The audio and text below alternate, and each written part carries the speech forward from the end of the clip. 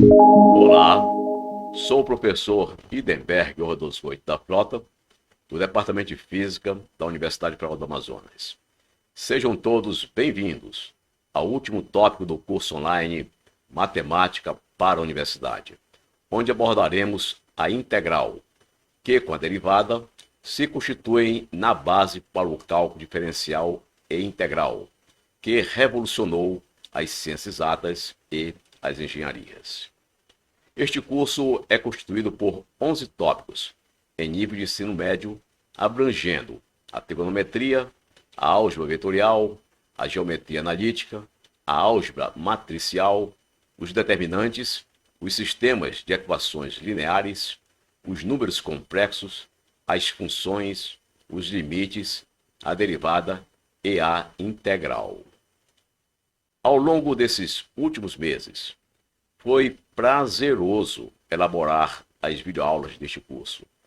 Extremamente gratificante compartilhá-las com a juventude estudiosa, ávida que é por assimilar novos conhecimentos. Vamos lá? Matemática para a Universidade. Tópico 11. Integral.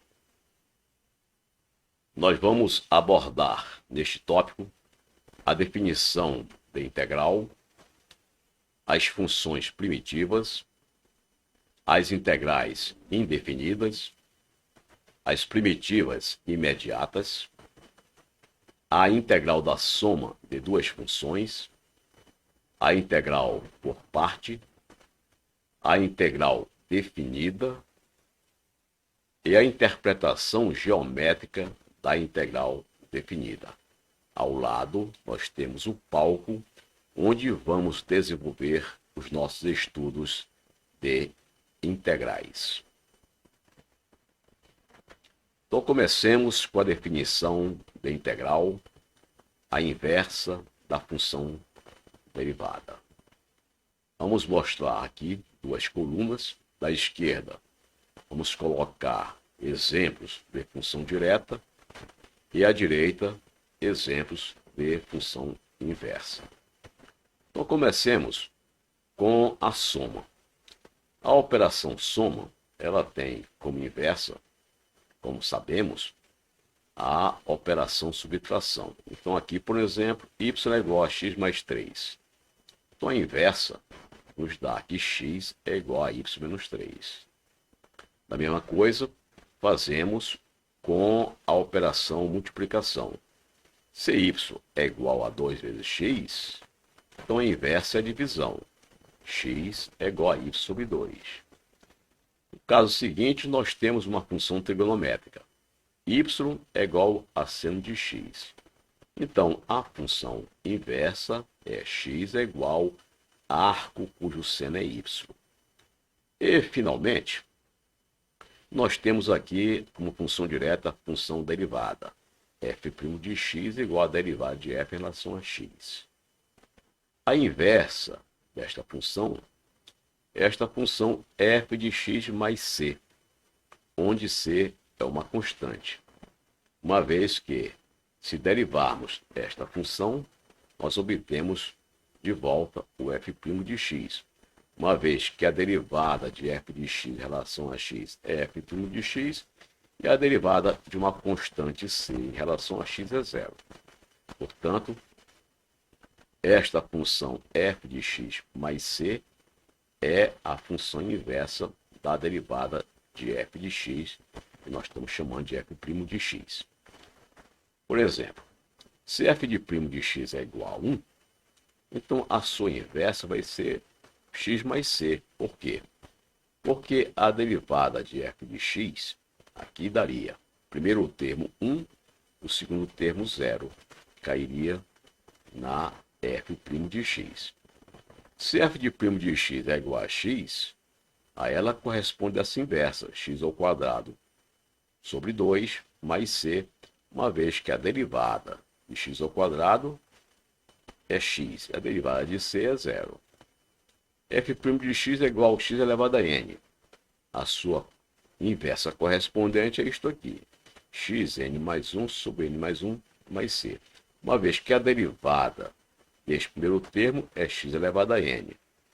E a derivada de c é zero. F' de x é igual a 1 sobre x. Tem como a inversa, f de x igual a log neperiano de x, mais c, uma vez que a derivada de log neperiano é 1 sobre x. E a derivada de c é zero. Bem, então, a inversa da derivada é uma operação que nós vamos chamar daqui para frente de integral. E a razão por que nós estamos chamando a operação inversa da derivada de integral, nós vamos ver daqui a pouquinho. Então, continuando, a operação derivada é dada por isto, f' de x é igual a derivada de f em relação a x, que isto aqui tem como resultado uma outra função que nós estamos chamando de φ de x. Ou, em termos das diferenciais, nós podemos escrever que esta primeira linha resulta em df de x, que é a diferencial de f de x, é igual a f' de x dx. Mas f' de x é a função φ de x. Então, nós podemos escrever que df de x é igual a função φ de x, que é a derivada de f de x em relação a x, vezes a diferencial dx.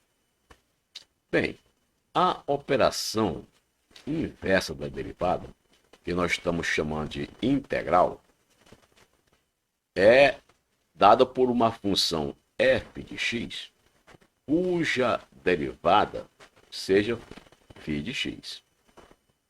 Então, se f' de x é a derivada de f em relação a x, representada por esta função φ de x, então a inversa de φ de x é esta função f de x, cuja derivada dá φ de x.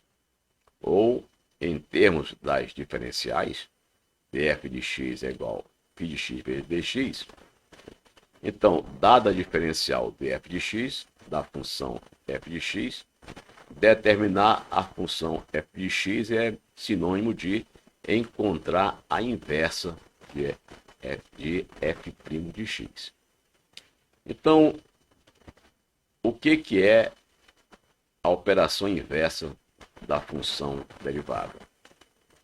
É nós encontrarmos uma outra função cuja derivada dê aquela função derivada inicial. Então, por exemplo, se f' de x é a derivada de f em relação a x, que nós estamos φ de x, então nós temos que encontrar uma função f de x cuja derivada dê. Então, esta função f de x cuja derivada dá é a função inversa da derivada. E esta função inversa da derivada nós chamamos de integral. Então vamos ver agora a origem do símbolo de integral e do nome de cálculo integral. Então comecemos aqui por esta expressão, onde do lado esquerdo nós temos a diferencial de f de x, e do lado direito nós temos a derivada de f de x multiplicada pela diferencial de x. Nós podemos fazer a seguinte operação inversa de x. Vamos chamar de delta f de x e delta de x por este acréscimo. Então, essa diferencial que está aqui em cima, df de x, que é igual a φ de x vezes dx, nós vamos substituir delta f de x é igual a φ de x vezes delta de x. E nós queremos saber quem é o f de x desta diferencial aqui, conhecendo-se o φ de x. Bem, para fazer isso, como nós estamos pegando o f de x e dividindo em pedacinhos, em segmentos, em partes, então o nosso f de x vai ser a soma de todas essas partes que estou mostrando aqui. Então nós vamos escrever que f de x é a soma de todas as partes, ou seja, a soma dos delta f de x. Então, para obtermos o f de x, nós vamos ter que juntar todas as suas partes que foram obtidas a partir desta operação. Então, a partir deste procedimento, nós vamos colocar os nossos olhos na história da matemática e buscar entender a razão do símbolo integral e do nome de cálculo integral. Para isso, contribuíram dois grandes matemáticos de todos os tempos, o Leibniz e Johann Bernoulli. Ambos trocavam correspondência a respeito daquela nova área da matemática que estava nascendo nesta época, no século XVII. E entre as suas correspondências, eles trataram exatamente do nome desta nova área e de um símbolo para representá-la. O Leibniz sugeriu como nome para essa nova área da matemática de cálculos sumatórios, em latim. Por que em latim? Porque naquela época todos os trabalhos científicos eram escritos em latim. Sugeriu este nome com o símbolo S de sumatórios, que em português significa cálculo das somas. Só que este S, ele usou da forma esticada, o que nós chamamos hoje da forma estilizada, com este símbolo aqui. Então, o S foi estilizado e foi representado por este símbolo aqui, que é um S esticado. Então, esta era a sugestão de Leibniz, né, nas suas correspondências com Bernoulli para o nome da nova área da matemática e o símbolo. Por sua vez, Bernoulli sugeriu cálculos integrales, também do latim, com o símbolo I. Integrales, em latim, significa em português juntar todas as partes para formar o todo, que nós chamamos de integrar tudo. Então, Leibniz sugeriu o nome cálculos integrales, ou seja, cálculo integral, uma vez que esta soma significa juntar todas as partes do delta f de x para formar o todo, e como símbolo a letra I da palavra integrales ou integral em português. Depois de muitas discussões, eles chegaram a um denominador comum. Então, o título desta nova área ficou como cálculo integral, sugerido por Bernoulli, e o símbolo ficou com a letra S esticada, como estou mostrando aqui ao lado. Então, depois de entrar em acordo, o nome ficou cálculo integral, como sugerido por Bernoulli, e o símbolo, este S estilizado, como sugerido por Leibniz. Então, vamos às funções primitivas. As funções primitivas são aquelas funções que resultam nas derivadas. Então, o próprio nome de derivada já diz. Ela, derivada, vem de uma outra função, deriva de uma outra função. E esta função da qual nós derivamos, nós chamamos de função primitiva. Então, seja uma função f de x definida neste intervalo AB. Chama-se função primitiva de f de x a toda função g de x definida no mesmo intervalo cuja derivada g' de x é o f de x. Então, se f de x é uma função derivada, ela deriva de uma outra função. E esta outra função da qual a função derivada deriva é a função que nós chamamos de primitiva. Então, teorema. Se g de x é uma primitiva de f de x, então g de x mais uma constante também é uma primitiva de f de x. De fato, se g de x é uma primitiva de f de x, por definição, a derivada de g de x é g' de x, que isto aqui é a derivada que estamos representando pela letra f. Bem, agora se nós derivarmos o g de x mais uma constante, nós vamos ter isto que está à direita. Derivada de g de x em relação a x, mais a derivada da constante em relação a x. A derivada da constante é zero, e a derivada de g de x em relação a x é g' de x. Portanto, a derivada de g de x mais c, onde ser uma constante, nos dá g' de x, que é a própria função derivada, que nós estamos representando pela letra f. Ora, então, se g de x, realmente, se g de x é uma função primitiva de f de x, g de x mais uma constante também é uma função primitiva de f de x. Ou seja, f de x, ela suporta várias funções primitivas. Por quê? Porque, neste caso, a função primitiva de f de x é g de x a menos de uma constante. Integrais indefinidas.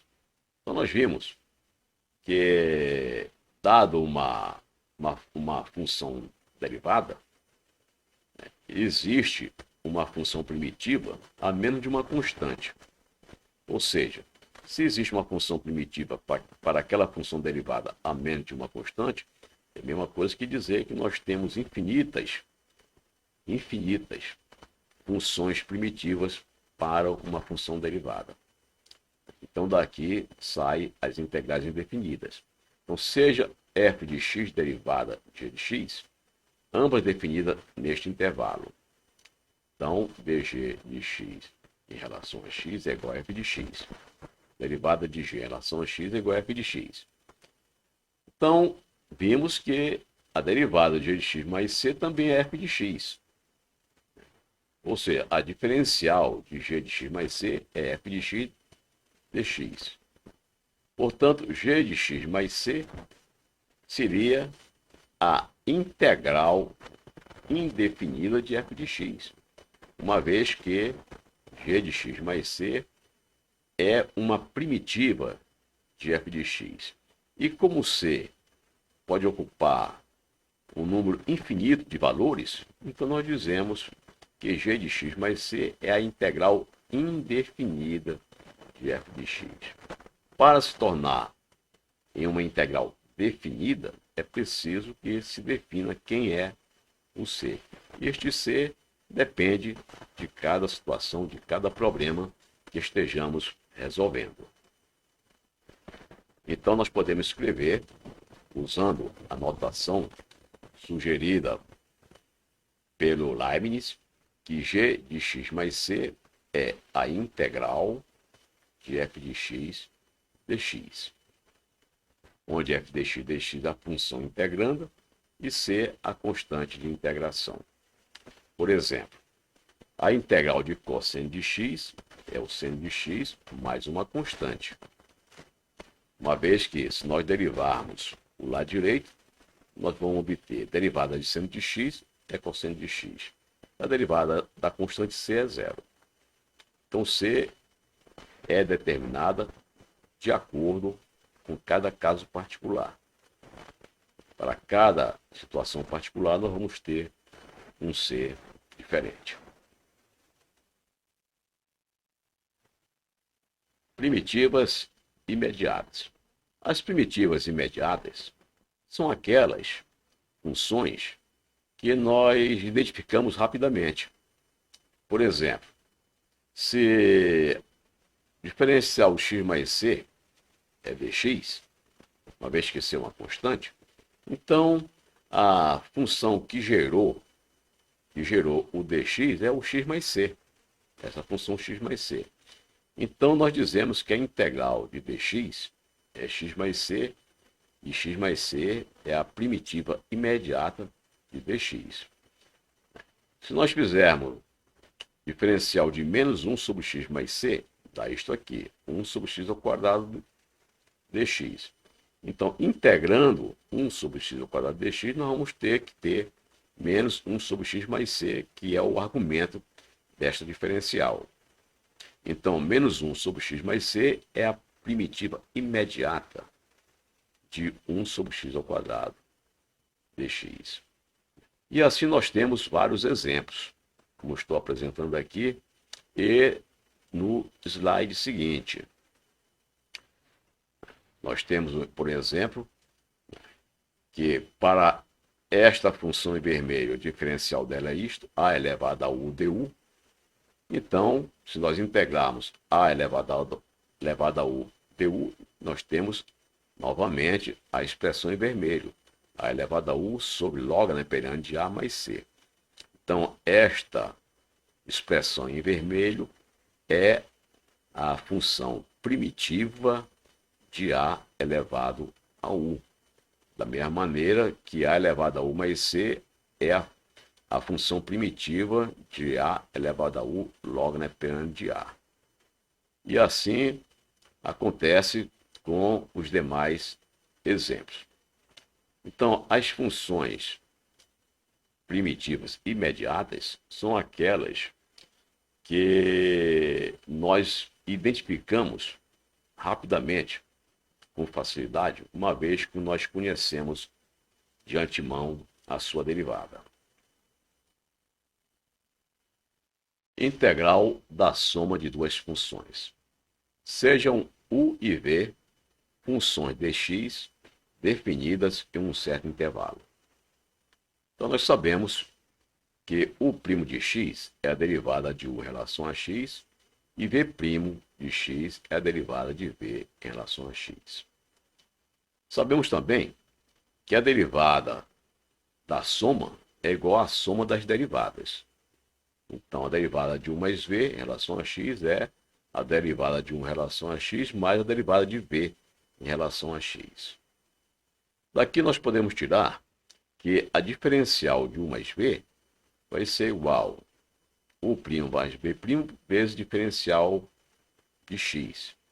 Integrando os dois lados, nós vamos ter que a integral de u' mais v' dx é igual à função u mais v a menos de uma constante. Esta constante é a constante de integração. Então, vamos ver um exemplo. Vamos considerar esta integral, que tem 3 termos. Esta integral nós fazemos integrando cada um dos termos separadamente. Então, nós teríamos que isto aqui é igual à integral do primeiro termo, x ao quadrado dx, a integral do segundo termo e a integral do terceiro termo, mais uma constante de integração. Então, isso aqui nos dá o primeiro termo, x ao cubo sobre 3, o segundo termo, 3x ao quadrado sobre 2, e o terceiro termo, 5x. Então, esta é uma aplicação da integral da soma de duas funções. Integral por parte. A integral por parte é uma técnica muito usada nas ciências exatas, nas engenharias, em todas as áreas em que se utiliza o cálculo diferencial e o cálculo integral. Então, seja u de x e v de x, funções de x definidas em um certo intervalo. A diferencial de um produto de funções é esse daqui. É isso aqui. U v, que é o produto de u com v, é igual a u dv mais v du. Isso nós aprendemos no tópico derivada. Bem, daqui eu posso tirar que u dv é o diferencial do produto uv menos v e o diferencial de u. Agora eu posso integrar os dois lados. O lado esquerdo dá isto, e a integral do lado direito dá isso que está aqui. Uma vez que nós estamos utilizando a regra que acabamos de apresentar. A integral desses dois termos é a soma das integrais de cada termo. Então, a integral deste termo aqui é isto, a integral deste segundo é isso que está aqui. Bem, agora sabemos o seguinte, esta integral que está aqui é simplesmente o v. Então, vamos escrever que a integral o dv, do lado esquerdo, vai ser isto aqui, o v menos a integral de v du. Então, esta é a regra que nós conhecemos como integral por parte. Então, se nós temos esta integral, nós podemos representar essa integral por uv menos a integral agora v du. O que era a função, o diferencial, que aqui é o v, passa a ser a função integranda, e o u, que era a função integranda, passa a ser a diferencial. Então, esta é a famosa regra da integral por parte, com larga aplicação nas áreas de ciências exatas e engenharias. Vamos a este exemplo da aplicação da integral por parte. Vamos determinar quanto vale esta integral, x vezes cosseno de x dx. Bem, então, olhando para a faixa em amarelo, eu vou chamar o x de u e o cosseno de x vezes dx eu vou chamar de dv. Então, o x é o u e o restante, cosseno de x dx, vou chamar de dv. Feito esta identificação, vamos utilizar a regra da integral por parte que está nesta faixa em amarelo. Então, u é igual a x, de onde eu tiro que du é dx, e o dv é cosseno de x dx. Integrando o dv, eu posso encontrar que integral de dv é v, e do lado direito, integral de cosseno de x dx é seno de x.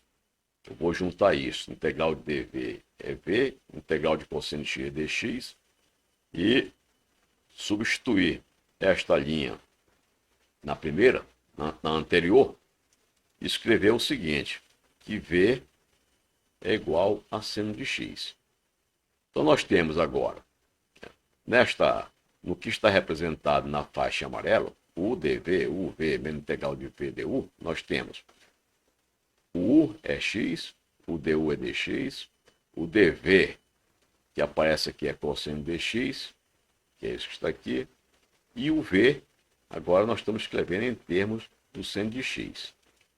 Bem, vamos agora utilizar esta equação, que estou colocando ao lado direito, né, e substituir nesta equação o que obtivemos no lado esquerdo, que está na cor vermelha. O u vale x, o dv vale cosseno de x dx, o v vale seno de x, o du dx. Vou substituir aqui nesta sequência, nós vamos encontrar o seguinte, que a integral de x, esta integral aqui, x, cosseno de x dx é igual. U, quem é u? U vale x, coloquei o x aqui. V, quem é v? V é seno de x, coloquei o seno de x aqui. Menos integral de v, v é seno de x. Vezes du, du é dx. Então, nós temos agora esta expressão.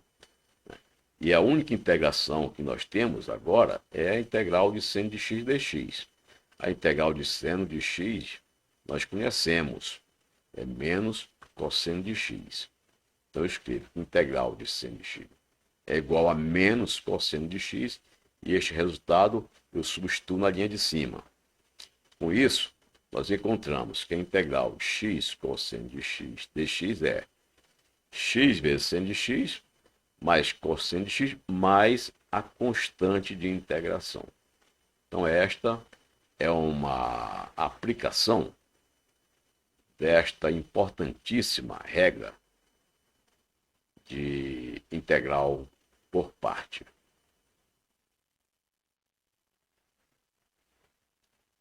integral definida.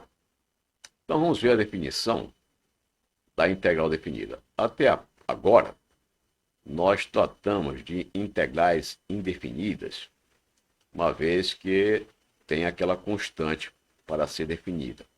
Então vamos considerar as integrais definidas.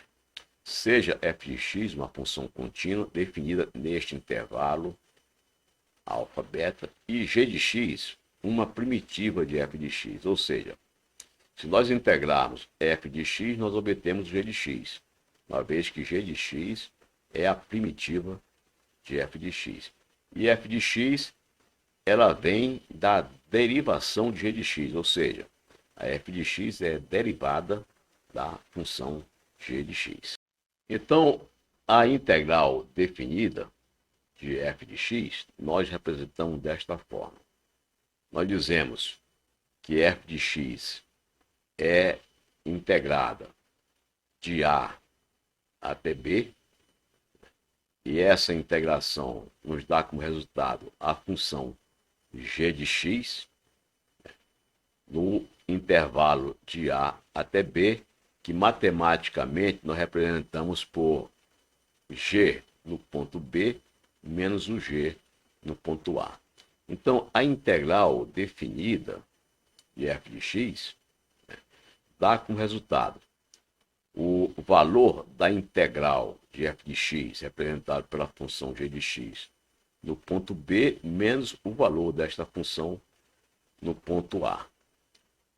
O a é chamado de limite inferior de integração e o b é chamado de limite superior de integração. Então, a, limite inferior de integração, e o b, limite superior de integração. Agora vamos fazer algumas aplicações da definição de integral definida, dada por esta expressão em vermelho que está dentro deste retângulo. Vamos considerar esta integral de x, de x de 1 a 5. Então nós fazemos, a integral de x é x ao quadrado sobre 2. E fazemos os limites de 1 a 5.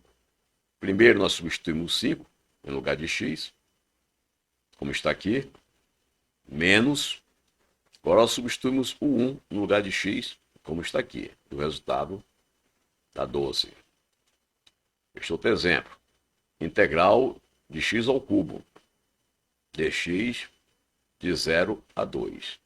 A integral de x ao cubo é x à quarta sobre 4, de 0 a 2. Primeiro substituímos o 2 no lugar do x, dá 2 elevado a 4 sobre 4, menos o menos daqui da expressão em vermelho, substituímos agora o 0. 0 elevado a 4 sobre 4, que é 0. O resultado disso é 4. Vamos a um outro exemplo. A integral de cosseno de x de 0 a π. A integral de cosseno é o seno. Fazendo os limites de integração de 0 a π, primeiro substituímos x por π, seno de π, e depois substituímos x por 0, seno de 0. Ora, seno de π é 0. Seno de 0 também é 0. Então nós temos 0 menos 0, que dá 0. Enfim, este último exemplo, a integral de 1 sobre x, de 1 a 5, dá log de x, dos limites de integração de 1 a 5. Substituindo esses limites em x, fica log de 5 menos log de 1. Log de 1 é 0. Portanto, o resultado desta integral é log neperiano de 5. Vamos às propriedades da integral definida. A integral de uma função de x dx de a até a, quer dizer, o limite inferior de integração é igual ao limite superior de integração, dá sempre 0. Segundo, a integral de a até b, de f de x, é igual a menos a integral de b até a de f de x. Ou seja, Quando nós invertemos os limites de integração, nós devemos também inverter o sinal. Se a integral é de A até B, agora ela vai ser de B até A, então nós invertemos o sinal, passa a ser negativo aqui. Vamos considerar um ponto C dentro desse intervalo AB. Então, se nós considerarmos um ponto C dentro do intervalo AB, nós temos o seguinte: integral de A até B de fx dx vai ser a integral de A até C, até o ponto intermediário de fx dx, mais a integral de C do ponto intermediário até B. Quarto, a integral de A até B de f de x dx é a mesma coisa que a integral de A até B de um f dy, que é igual à integral de A até B de um f dt. Ou seja, não importa a letra que nós estamos colocando aqui, o valor da integral vai ser sempre o mesmo. Então, é independente, o valor da integral é independente do nome da variável que nós colocarmos aqui nesses argumentos. Quinto, então, se nós temos um produto de uma constante vezes uma função, a integral deste produto é igual a constante vezes a integral apenas da função. Sexto, a integral de A até B de f1 de x dx mais ou menos a integral de A até B, portanto, mesmo limite de integração de f2x dx, é igual à integral, no mesmo limite de integração, da soma dos dois integrandos ou da subtração dos dois integrandos. Interpretação geométrica da integral definida. Seja f de x uma função contínua e g de x uma primitiva de f de x, com os limites de integração inferior e superior a e b, respectivamente. Nós estamos representando aqui, na curva ao lado, uma função f de x dentro desse intervalo de A até B. Relembrando que a diferencial da função g de x, que é a função primitiva de f de x, nos dá a derivada de g de x, que eu estou chamando de f de x, vezes a diferencial de x. Muito bem.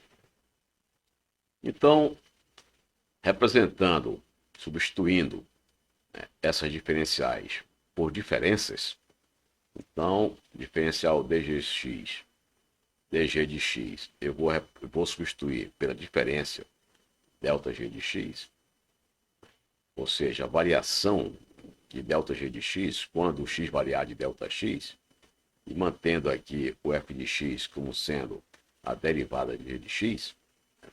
Então, nós lembramos que g de x pode ser escrito como sendo a soma de todos os ΔG de x.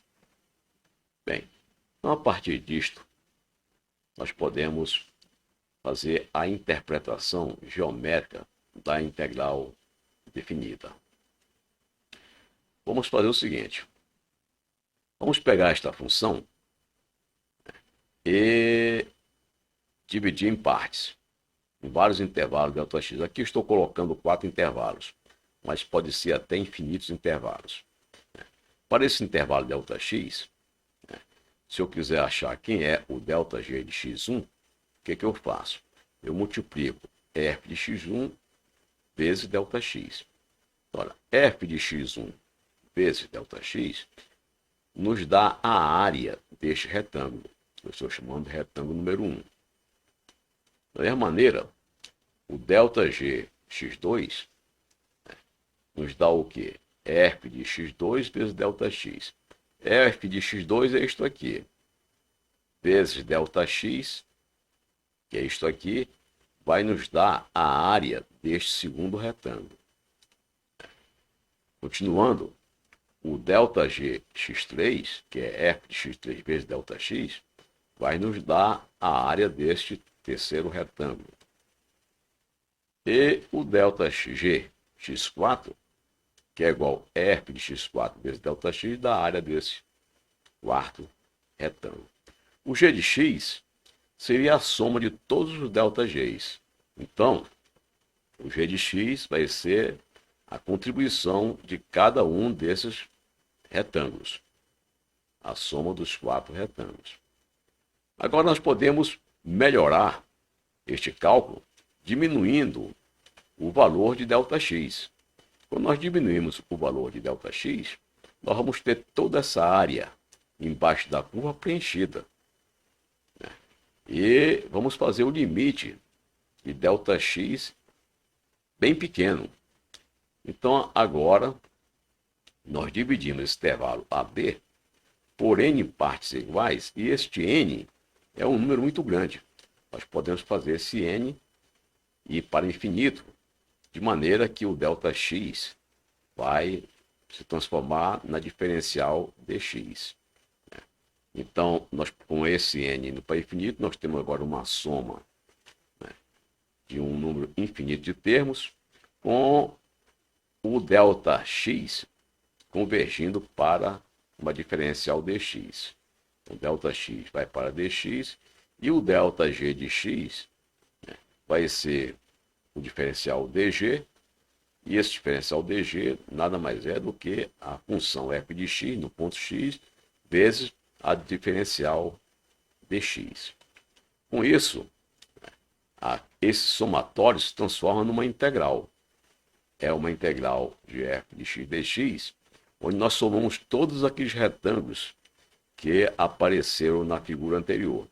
A soma de todas as áreas de todos aqueles retângulos nos dá a área que fica embaixo da curva. Então, a área que fica embaixo da curva representa a integral definida da função f de x no intervalo de a até b. Então, esta é a interpretação geométrica para a integral definida. Então, vamos fazer alguns exemplos para cálculo de áreas. Então, vamos achar a área limitada por esta curva y é igual a x ao quadrado, de x igual a 0 a x igual a 4, figura ao lado. Então, aqui nós temos a parábola x ao quadrado.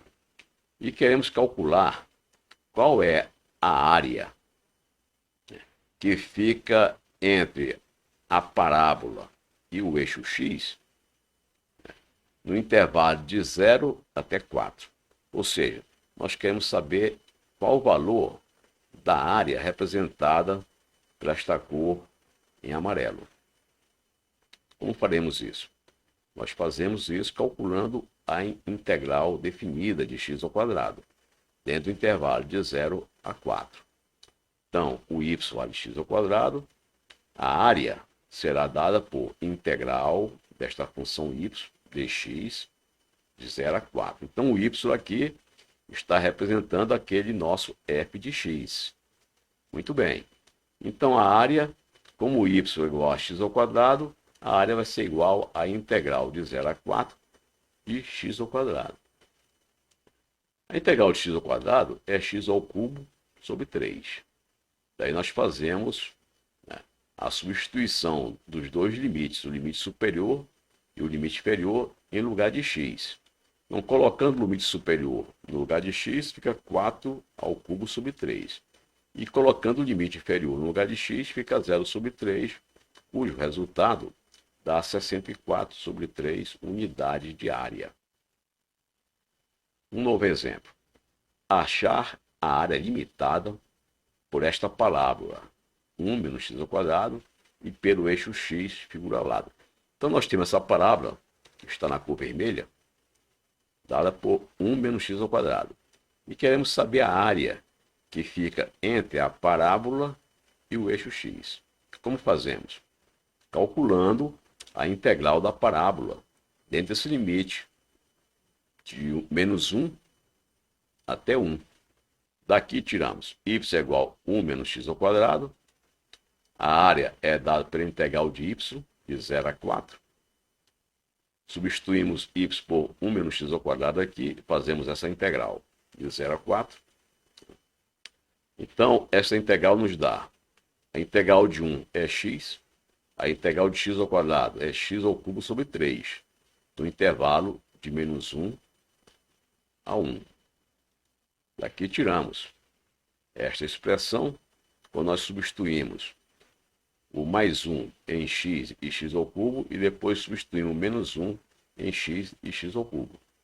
Aqui é primeiro quando substituímos mais 1, e depois quando substituímos menos 1. O resultado disso dá 4 sobre 3 unidade de área.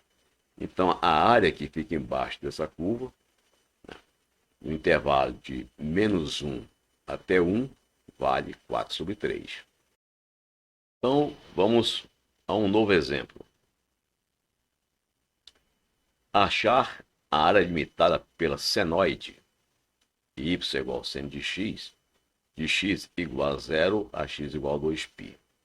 Como estou mostrando nesta figura ao lado. Bem, então para achar esta área total, nós vamos integrar o seno de x de 0 até 2π. Y é igual a seno de x, a área vai ser dada por essa integral de seno de x dx de 0 a 2π. A integral de seno de x é menos cosseno de x. Agora nós vamos substituir o x pelo limite superior, 2π, e pelo limite inferior, 0.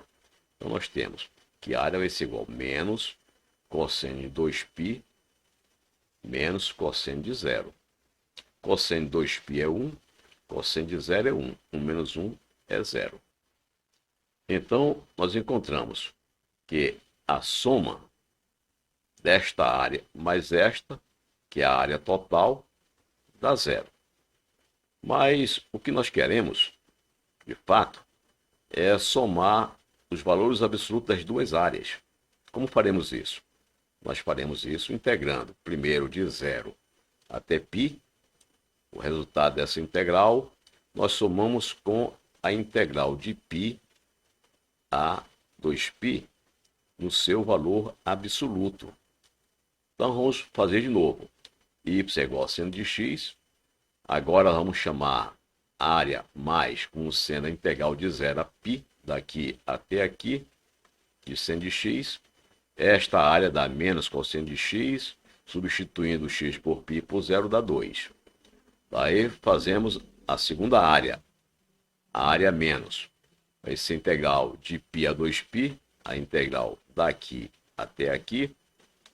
Esta integral é menos cosseno de x dx, de π até 2π, vai ser menos, cosseno de 2π é 1, cosseno de π é menos 1. Menos com menos dá mais, esse resultado mais com menos daqui fica menos, então fica menos 2. Agora, a área na cor magenta é dado desta forma. A área é igual ao valor absoluto da área mais o valor absoluto da área menos, que é igual a 2 mais 2, que é igual a 4. Então, a área que está entre a curva em vermelho e o eixo x é exatamente 4 unidades de área.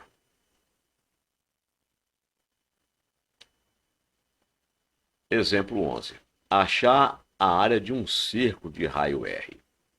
Então aqui nós vamos fazer aquilo que já fizemos quando nós estudamos limites. Vamos calcular a área de um círculo agora usando uma outra técnica, que é a integral definida. Vamos considerar este círculo de raio R. Então, para calcular a área deste círculo de raio R, eu vou fazer o seguinte. Vou dividir este círculo de raio R em um número enorme de círculos concêntricos e calcular a área de um desses anéis aqui. Após calcular a área de um anel, eu calculo a área de todos os anéis usando o mesmo procedimento. Então eu calculo a área de todos os anéis e somo. A soma da área de todos os anéis que constitui este círculo vai nos dar a área total do círculo. Então vou pegar este anel, calcular a sua área e depois, tendo esta área, eu vou somar todas as áreas dos anéis. A soma das áreas de todos os anéis vai nos dar este anel que está em cor magenta, está representado pela cor preta. Então vamos fazer o seguinte.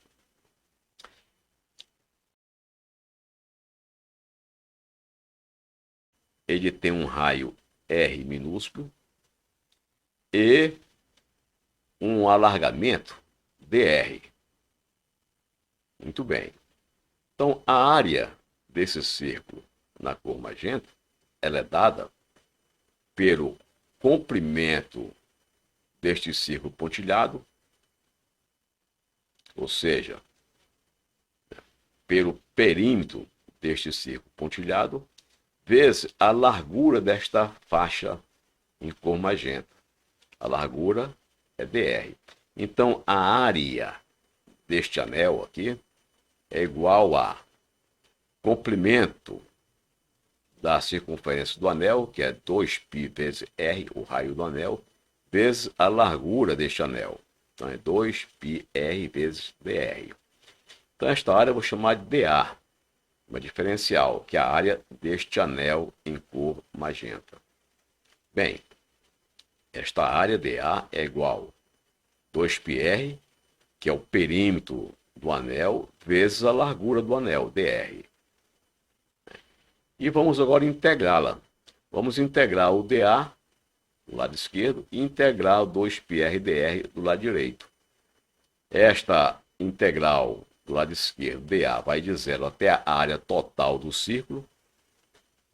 E do lado direito, essa integral no raio vai de 0 até o raio de todos os anéis. Bem, quando nós fazemos essa integral, de fato, nós estamos somando todas as contribuições,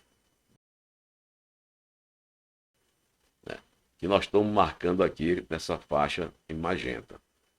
Bem, fazendo essa integral, a integral de 0 a r 2πr dr é dado por isso que está à direita, onde nós tiramos a constante de dentro da integração. 2π é uma constante, tiramos de dentro da integração, ficou isso que está aqui. A integral de dA, de 0 até a área, é igual a A de 0 a área, ou seja, substituindo os dois limites, o resultado da integral do lado esquerdo é a própria área.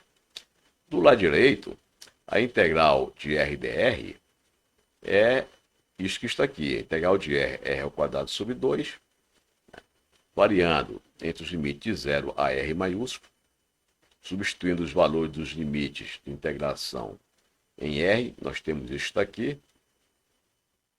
Como aqui é 0, o resultado é r ao quadrado sobre 2. Agora, nós vamos juntar esses dois resultados, da última linha e da penúltima, nesta linha de cima. Quando nós fazemos isso, do lado esquerdo nós temos a área, e do lado direito, 2πr ao quadrado sobre 2. Cancela 2 com 2, portanto, a área do círculo é πr ao quadrado. Vamos calcular a área de uma esfera de raio R. Então, vamos considerar esta esfera de raio R e queremos calcular a sua área. Para isso, nós vamos dividir a esfera em vários anéis. Vamos determinar a área de cada um desses anéis e somar todos os anéis. Quando nós somarmos as áreas de todos os anéis, nós vamos ter a área total da esfera. Bem, para isso vamos fazer a seguinte construção. Vou dizer que este anel, que está pintado de marrom, tem um raio A. Da geometria, eu sei o seguinte, que esta altura do anel, que eu estou chamando de ds, né, ela é dada pelo arco, subtendido por este ângulo dθ. E um arco de um ângulo, de acordo com a trigonometria, é igual o raio multiplicado pelo ângulo, quando o ângulo é dado em radiano. Então aqui, por exemplo, nós temos um ângulo θ, que é o ângulo que este raio faz com o eixo Z, e este ângulo pequeno dθ. Este ângulo dθ é o ângulo que subtende a largura do anel, que eu estou chamando de ds. Então, ds será R, que é o raio da esfera, vezes dθ. Então, aqui ao lado, tirando esse anel aqui para fora, nós temos isso aqui. Nós temos um anel de raio A, ele tem uma altura ds, essa altura ds é igual a R, o raio da esfera, vezes o ângulo dθ. Isso aqui nós tiramos da definição de ângulo em radianos. Bem, então a área do anel, essa área deste anel, eu vou chamar de dA, uma diferencial, bem pequenininho.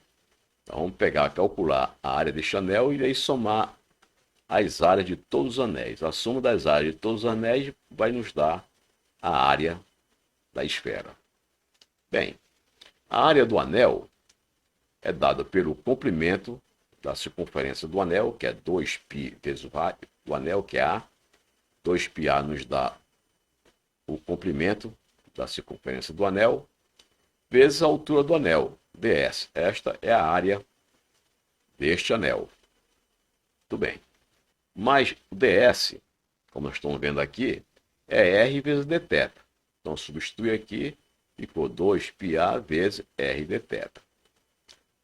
O A, por sua vez, este A que aparece aqui, que é o raio do anel, e está aparecendo aqui do lado direito, considerando esse triângulo retângulo, o A é o quê? É o raio da esfera seno do ângulo θ. Esse raio da esfera seno do ângulo θ nos dá o lado oposto, o cateto oposto ao ângulo θ. Então, o A é R seno de θ. Vou substituir na linha de cima.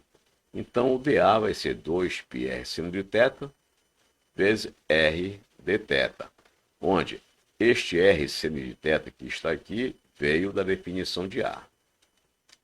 Portanto, resumindo, o dA vai ser 2πr ao quadrado seno de θ dθ. Então, nós temos aqui 2π uma constante, r ao quadrado uma constante.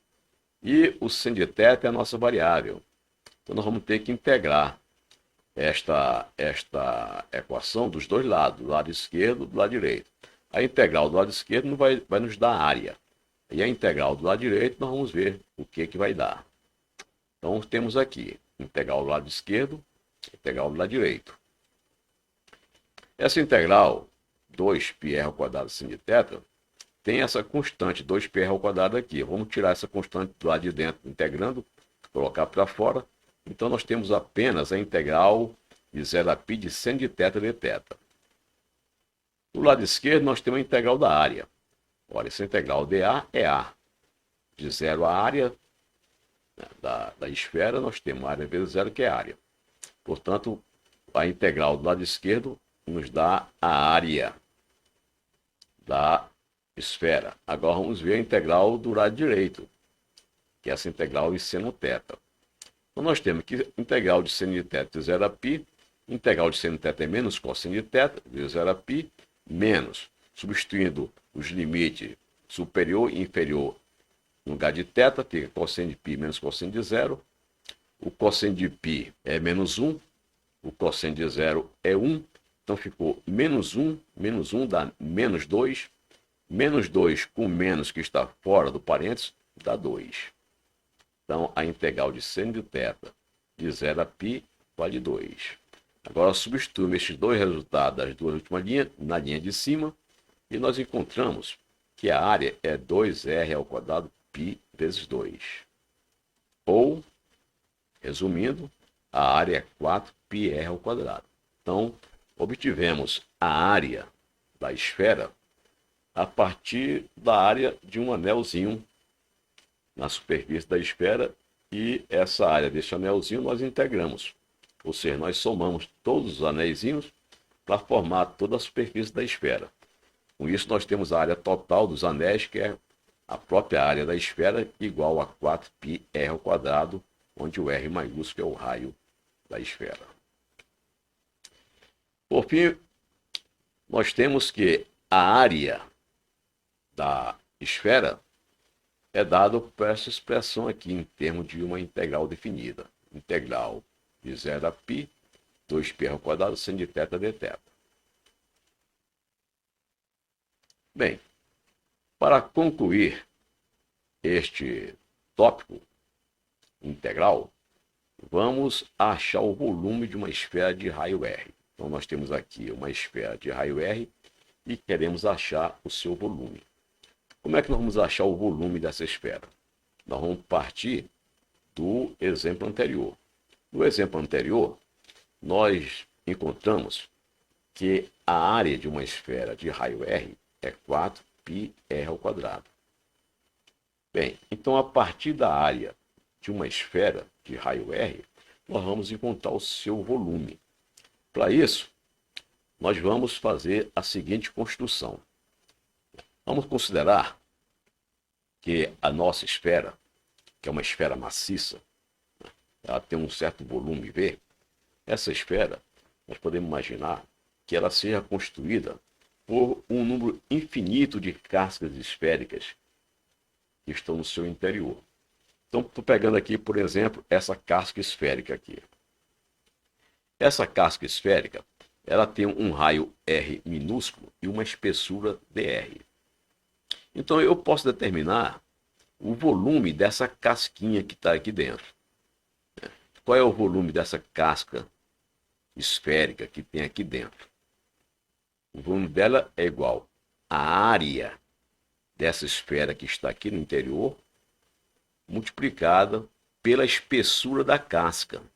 Essa casquinha que está lá dentro, ela tem uma espessura dr.